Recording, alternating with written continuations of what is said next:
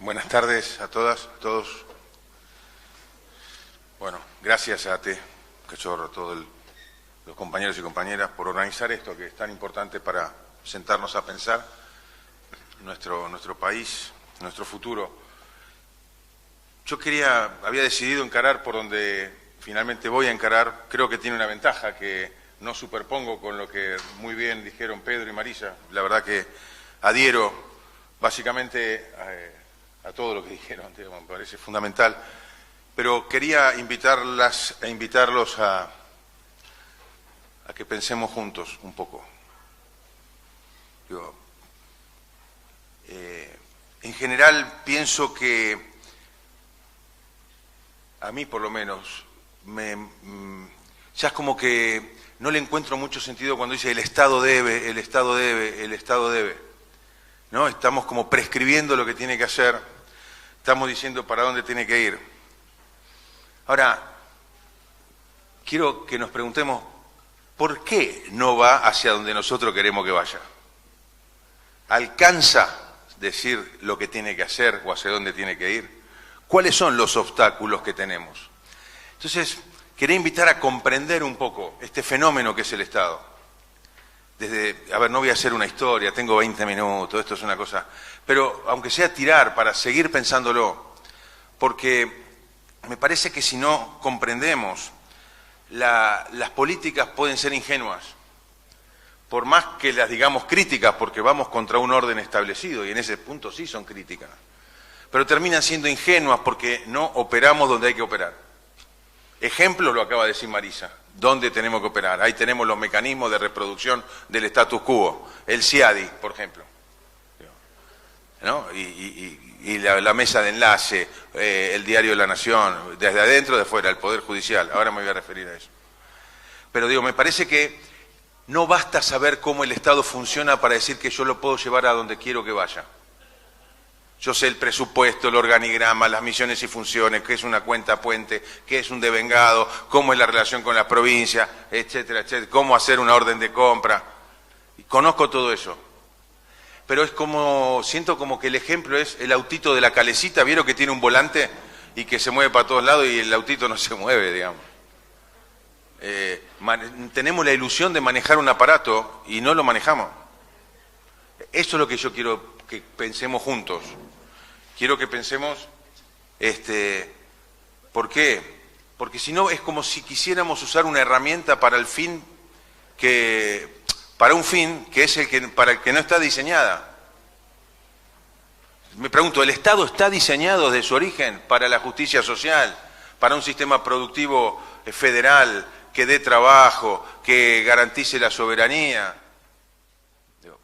Dejo la pregunta, ¿no? El voluntarismo político es derivado de estas políticas. Es decir, bueno, ocupamos el gobierno, estoy de acuerdo, hay que ganar las elecciones, por supuesto. ¿Sí? Pero muchas veces hemos visto que compañeras y compañeras que llegan al poder no hacen las transformaciones del Estado porque creen que lo pueden llevar hacia donde ellos quieren. Y puede ser que el Estado durante esos 4, 8 años, 12, lo tengamos acá, que cumple una función, pero se fue el poder político que emana del pueblo y el Estado vuelve a su origen a defender los intereses de una élite. Y entonces, mi pregunta es, ¿cuáles son los obstáculos? ¿Cómo, cuando llegamos al gobierno, que tenemos que llegar, qué tenemos que cambiar para que definitivamente el Estado esté al servicio de un modelo productivo que integre, que nos permita que reine la solidaridad, el trabajo, la justicia social, la soberanía política y la independencia económica en el contexto del siglo XXI? Entonces, porque también esa fuerza política no logra institucionalizar las reformas del Estado, aún teniendo gran parte de legitimidad, y me voy a referir a eso ahora, como la ley de medios. Un decreto la sacó. Piensen si nosotros hiciéramos algo así por decreto. Nos matan. Y piensen la cantidad de normas legítimas que corresponden a otra orientación del Estado que fueron derogadas por decreto en los últimos 4 años. Y entonces, ¿qué es la institucionalidad, etcétera? Necesitamos un Estado que sea otra herramienta, que sea la misma, es decir, que esté al servicio de la patria, de la felicidad del pueblo, de la integración social, de la cohesión social, del despliegue productivo, para que haya trabajo. Pero para eso tenemos que comprender cuáles son las reformas que tenemos que hacer. Si no, se nos van a pasar los 4 años. No podemos llegar a pensar qué vamos a reformar cuando llegamos al gobierno. Si no parece, y a veces uno se lamenta de estar en muchas reuniones con compañeros y compañeras, y parecen grupos de reflexión. Y están en la ejecución del proyecto, no en pensar a ver qué podemos hacer. Y esa quizás es una tarea militante. O sea, militar es para poder ganar y poder conducir el Estado, transformarlo, como decía Pedro, reformarlo. Pedro usó varias palabras: reforma, reconstrucción, bueno, no. Necesitamos eso, pero necesitamos saber, ¿no? Y para eso me gustaría proponerles, digamos, el Estado no es una cosa monolítica. El Estado son relaciones. El Estado es un acumulado de poder que tiene la capacidad de afectar a un pueblo. Afectarlo porque no es que sea cariñoso, afectivo. Afecta porque el poder que emana del Estado tiene la capacidad de hacer que otros hagan algo. Que otros hagan algo.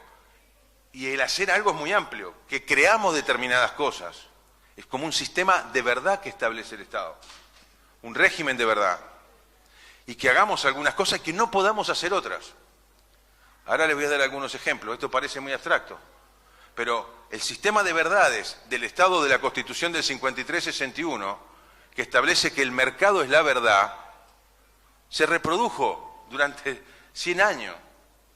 Y la no agenda del Estado en función de esta verdad, de que el Estado no se tiene que meter en la economía, es una verdad instalada por un Estado en un momento histórico concreto, en el contexto de una democracia restringida y de una élite que diseña un Estado para sus propios intereses. Por eso la lucha por el Estado no es para ver quién gobierna, sino a ver a qué intereses va a responder ese Estado. Si a los del pueblo o de las élites que se beneficiaban en su momento con el comercio con Gran Bretaña, por ejemplo, ¿no? Y por eso el libre comercio. Entonces, el mercado, la ley es la verdad, pero nos olvidamos de la justicia. El Poder Judicial se apropió de la ley. El Poder Judicial puede decretar inconstitucional cualquier norma que atenta contra los intereses de la clase que se apoderó, que creó el Estado y que se benefició de ese Estado. Entonces, sabemos que si le queremos poner impuestos a los jueces es anticonstitucional. Si que le queremos poner límite de edad es anticonstitucional. Si queremos removerlo, aunque están mal designados, es anticonstitucional. La ley de medios podría ser anticonstitucional. Todas las reformas que apuntan a modificar la relación de fuerza en el campo de lucha, que es el Estado, tiene la salvaguarda de la justicia para proteger esos intereses. O sea, no podemos ser tan ingenuos. O sea, repensar el Estado es repensar cómo generamos las relaciones de fuerza para cambiar eso. Obviamente que con la justicia, del otro lado están los medios, ¿no? Y el halo de objetividad que tanto la justicia como los medios parecen tener. En esto es común, igual que en la escuela, ¿no? La verdad en la escuela es el docente, ¿no? Y entonces, y la imposición de un modelo político es neutral, porque nadie puede hacer política en la escuela. Si alguien tiene una opinión, como vivimos estos días, hace política en la escuela. Y Sarmiento no es política. Mitre no es política. Los que justifican un modelo de país agroexportador al servicio colonial o subordinado a Gran Bretaña o hoy a Estados Unidos o al poder económico internacional, eso no es política. La marcha Sarmiento no es política. La marcha radical o la marcha peronista sí. Decir que el libre cambio es el factor de desarrollo de las naciones, como muchos manuales de escuela lo dicen, aún en nuestro gobierno, eso no es política. Pero si uno quiere mostrar los derechos de los trabajadores en determinado momento histórico y cómo se instaura un sistema de seguridad social, de desarrollo productivo, etcétera, eso es política. El mismo juego con la justicia, el mismo juego con el sistema educativo, el mismo juego con el sistema judicial y los medios, que son objetivos. Pero la nación dice abajo, tribuna de doctrina. Tribuna de doctrina. Está creado para defender una doctrina, está creado para defender un modelo de país. Como la historia de Bartolomé Mitre, que encuentra en el periódico La Nación el correlato de opinión pública para instalar las verdades de ese modelo liberal de un Estado que estaba al servicio de los intereses extranjeros y de una camada de contrabandistas que después se vuelven señores del Jockey Club argentino, hoy en decadencia. Pero por eso me parece importante que la lucha es por esta dirección del Estado, pero no solo por la conducción momentánea en 4 años, es por la orientación implícita. Una cooperativa no puede sacar una cuenta en el Banco Nación si es nueva, porque le piden un balance de 2 años. ¿Qué tiene que ver una cosa con otra? Tiene que ver que una empresa nueva no puede tener 2 balances. Significa que es mucho más difícil instaurar asociatividad económica siendo una cooperativa, que es una alteración de las reglas del capitalismo liberal, que siendo una SR especulativa, que le compra al productor a 10, lo vende al supermercado a 100, y ellos pueden tener una cuenta enseguida. Entonces, una institución del Estado como el Banco Nación no favorece que las cooperativas y modelos económicos alternativos tengan acceso a una cuenta bancaria, sistema de crédito, etc. Ahí están las relaciones pequeñas en donde se juega un destino o un modelo de país. Por eso tenemos que comprender el Estado y las relaciones que hacen que ese Estado sirva al sector privado y sobre todo al sector transnacional. Entonces, no es banal empezar a pensar qué reformas tenemos que hacer desde las más chicas hasta las más grandes para instalar otro modelo. Podemos proclamar, mejorar con el INAES, y felicito a Alexandre Roy lo que está haciendo en el INAES, pero si no cambiamos un montón de otras normas, de los elementos de este dispositivo que es el Estado, que marca un campo de juego. No podemos jugar cualquier deporte en una cancha determinada. Si es fútbol y seguimos la regla del fútbol, vamos a jugar al fútbol. Y las cooperativas están fuera de juego. Los pequeños productores agropecuarios están fuera de juego. ¿Por qué? Porque necesitan otras reglas. Si las reglas son las de aquellos que son más grandes para establecer las reglas, y la mayoría va a perder. Por eso tenemos que ver el Estado como un espacio de relaciones de fuerza y que no cualquier gobierno puede hacer que el Estado cumpla sus fines si esos fines están al servicio de la grandeza y la felicidad del pueblo. Porque el Estado no está pensado para eso. Entendamos, no está pensado. Por eso hoy los proveedores del Estado, muy difícil puede hacer cooperativas de productores agropecuarios, porque los requisitos para que una cooperativa de productos agropecuarios pueda venderle a un municipio en la provincia de Buenos Aires son infinitamente incumplibles. Y las mismas reglas del Tribunal de Cuentas de la provincia hace que yo tenga que hacer ese mismo trámite, que es infinito, en cada uno de los municipios de la provincia.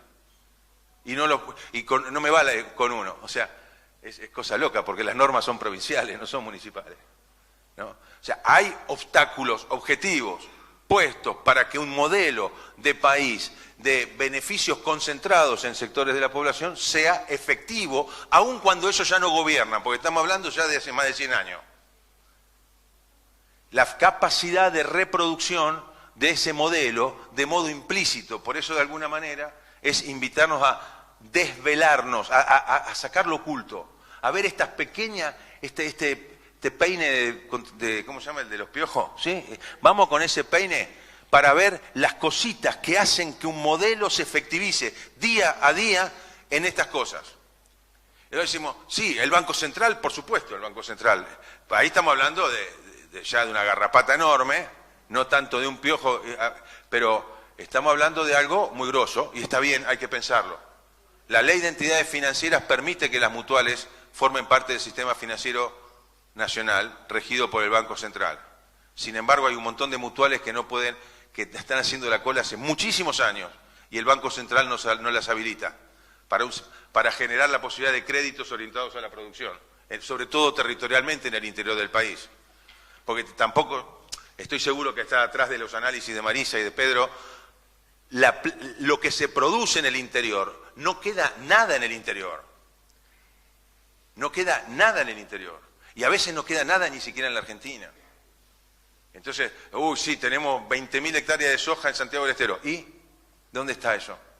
A lo sumo, las 3 o 4 personas, familias que pueden vivir ahí en esas 20.000 hectáreas o las 10 familias por 100 hectáreas, bueno, hagan la cuenta y nada más. Digo, entonces, ese peine fino es el que le tenemos que pasar para pensar y comprender cómo funcionan esas relaciones, porque la lucha por el Estado también es la lucha por otras verdades que ya queremos imponer, pero que luchan contra las que ya están instaladas. Y están instaladas en estas decisiones, en las que son operantes, en los procedimientos, en las normas del Estado, es porque también están instaladas de alguna manera en las mentes. Y entonces, para instalar nuevas verdades, un Estado que se asiente en nuevas verdades, que no son tan nuevas ahora, como que la democracia es del pueblo y no de la élite concentrada, y volver a instalar esa verdad, implica desmontar esas ideas falsas que tenemos en la cabeza, como que el Estado no se tiene que meter en la economía, como que el mercado es la verdad, ¿no? O como que el crecimiento de la patria era la metáfora de los primeros años. La Argentina grande, estábamos entre los 7 primeros países del mundo y eran 10 familias las que se beneficiaban de eso, ¿no? O sea, esos también son verdades falsas. Digamos, parece una paradoja. Pero la lucha por política para reconstruir un Estado al servicio de convertirlo en un instrumento del desarrollo nacional con justicia social, con trabajo, con cohesión, implica cambiar la herramienta. Y hay que cambiarla mirando estos elementos muy, muy finos. De hecho, la experiencia del movimiento nacional, primero a través del radicalismo y después a través del peronismo, que logran instalar una modificación en esa herramienta, terminan en golpes de Estado, porque finalmente los demócratas no dudan, o los republicanos, en usar la dictadura para serruchar cualquier intento de un Estado al servicio del pueblo y de garantía de derechos. Entonces tenemos,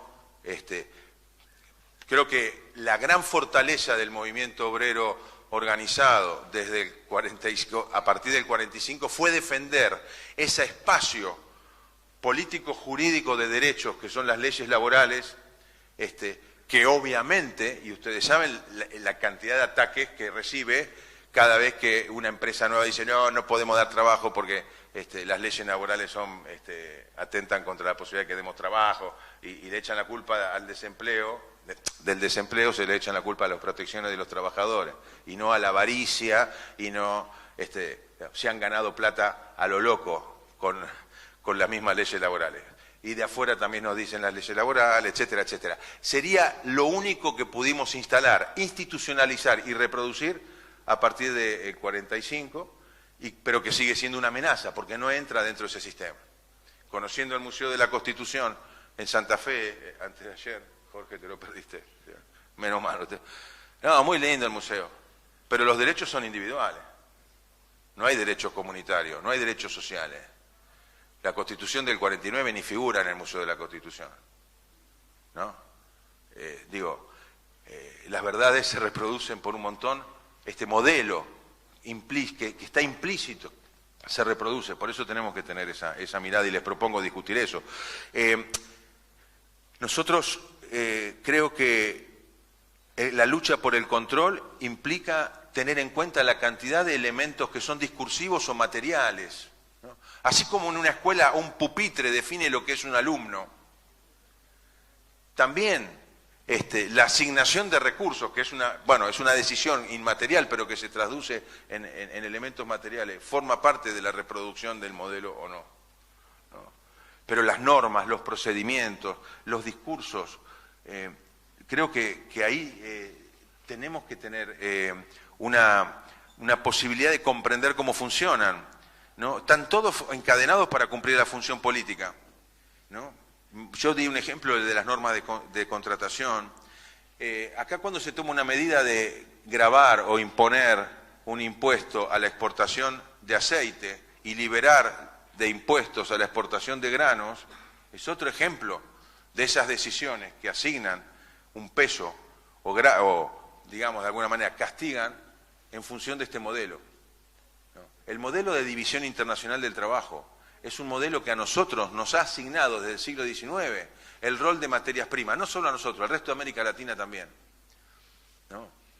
Y lo hemos vivido 100 años después, en el gobierno del presidente Macri, cuando se quiso desmantelar todo el sistema científico-tecnológico nacional, porque nosotros no estamos convocados en el mundo a tener ciencia y tecnología, que es un factor elemental de soberanía. Las universidades, todo el sistema científico y tecnológico fueron castigadas, y es más, hubo una política de suspender los procesos de desarrollo científico de nuestros núcleos de investigación para subordinar la investigación argentina a proyectos internacionales, supranacionales, en donde nosotros participaríamos con una parte de un proyecto más amplio que ni controlamos ni que seríamos beneficiarios de después del todo, ¿no? Y esto fue una política expresa, ¿no? Me quedan 5, gracias. Ser parte de esa división internacional del trabajo implica que somos exportadores de materias primas, una primarización de la economía. En el campo, en los últimos 10 años, no se creó un solo puesto de trabajo. Seguimos teniendo alrededor de 2.700.000 trabajadores desde hace 10 años. Seguramente hay más Hilux que trabajadores en el campo. Sin dudamente, como dice un amigo. Pero entonces, ¿quién vive? Somos 45 millones. Por cada puesto de trabajo que se genera en el campo, se genera 0,25 fuera del campo. Por cada puesto de trabajo que se genera en la industria, se generan 3 fuera de la industria. Y no es una alternativa de o, ¿eh? Pero ellos no juegan a la alternativa de o. Otro ejemplo sería la distribución de tierras. Cuando el zurdo Rodríguez Larreta, como dice Milei, le regala tierras a sus socios inmobiliarios en la zona de Retiro, que les dio no sé cuántas hectáreas, eso es generar clima de negocios, eso es generar modernización económica, eso es el futuro. Cuando nosotros le damos tierra a personas que no tienen dónde tener un piso para construir un proyecto familiar, social, comunitario, somos demagógicos, usamos el Estado para hacer clientelismo. Es el mismo hecho. En un caso es que se la damos a los que la necesitan y el otro para hacer negocio. Son las cuestiones que nos encontramos y en este obstáculo mediático-jurídico que tenemos, que defiende ese modelo, una herramienta o un elemento para tener en cuenta para cambiar. Por supuesto que el Estado es un orientador de desarrollo, ¿no? Hace 2 años y medio los empresarios alemanes, que no son nada débiles, le pidieron a la canciller Merkel: queremos más Estado.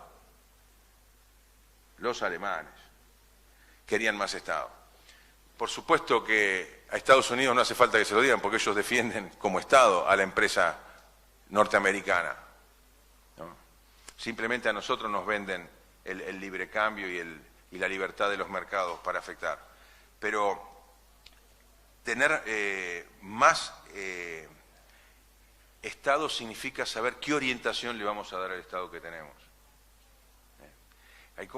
Me da la sensación de que bien intencionados políticos creen llegar al Estado y creen poder conducirlo a cualquier lado. Y esto es un gran desafío político. Y es un desafío político sobre todo porque al mismo tiempo estamos atravesando una crisis política. Y como este es un tema político, quizás también tan importante como el del papel del Estado es el de la política para conducir un Estado y para cambiar la orientación del Estado, ¿no? Digo, hoy el criterio es que la parte es más importante que el todo, que defender los espacios es mucho más importante que la construcción en el tiempo, la táctica es más importante que la estrategia, la representación se hace como de tipo individual, todos se sacan fotos, ¿no? Una foto representa algo, ¿no? La foto de un familiar que ya no está con nosotros, la tenemos en la mesita porque nos hace acordar al familiar. La foto no es por tener una foto, nos recuerda a alguien. Un dirigente nos tiene que recordar al pueblo, si se dice popular. Y hay otros dirigentes que claramente representan intereses de las empresas. Está bien, están en lugar de esas empresas, representan a esas empresas. Y está muy bien que así sea, aunque no comparto nada que represente, porque la democracia tiene que defender el interés del pueblo. Pero los que se dicen populares, los que se dicen democráticos, tienen que estar en lugar del pueblo y expresar las necesidades del pueblo y no la foto de sí mismo. Porque también vemos que cuando llegan a ocupar un cargo, siguen representándose a sí mismos. No, y esto también es un grave problema. O sea, en este contexto es muy difícil pensar la reconstrucción del Estado, pero hay que hacerla en la línea que marcaba Marisa o que marcaba Pedro. Y la inmanencia de la política, la acción política desde el Estado que recae sobre el que emite y no sobre el destinatario natural de la política, que es el pueblo, ¿no? Yo hago una acción, no importa cualquier contenido que tenga, sino que es para la foto, para aparecer en los diarios. Y ahí pierdo de vista que la acción del Estado tiene que recaer sobre el pueblo. Y esto es algo que es meramente de vicio político. Y termino. Por eso, en esta lucha de poder, que implica transformar un Estado para ponerlo al servicio de un modelo productivo que sea la condición de la justicia social, de la independencia económica, de la soberanía política, requiere unidad nacional, del campo popular. No creo que la grieta sea 50-50. Yo creo que la minoría que se beneficia del neoliberalismo como modelo de generación de riqueza en base a la especulación, a la acumulación, a la concentración, etcétera, es una minoría. Pero el llamado nuestro entonces es a lograr esa unidad del 70-75% de los argentinos en función de un proyecto nacional.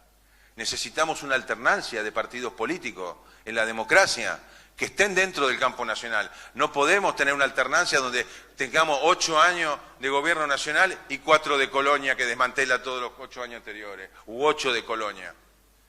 Necesitamos una alternancia dentro de un acuerdo básico y eso lo da la unidad nacional. Por eso rescato la experiencia de la Mesa de Encuentro por el Trabajo y la Vida Digna, que fue un espacio intersectorial y lo sigue siendo, ahora dormida por las elecciones, para construir un modelo de país basado en la solidaridad y el trabajo que permita tener la fortaleza necesaria. No hay fortaleza de rosca política para enfrentar este poder. La política no es rosca. La unidad política del campo nacional y popular es la única que puede enfrentar a los poderes que intentan seguir usando el Estado para beneficio propio. Y hoy van a ver que en muchas de las organizaciones prestigiosas sobre las cuales se asentó por lo menos el diálogo, el intento de diálogo en Argentina, hoy tenemos gerentes, no tenemos a los actores principales, porque están fuera del país. Y esto también es un problema. Entonces, bueno, no sigo más porque ya es tarde.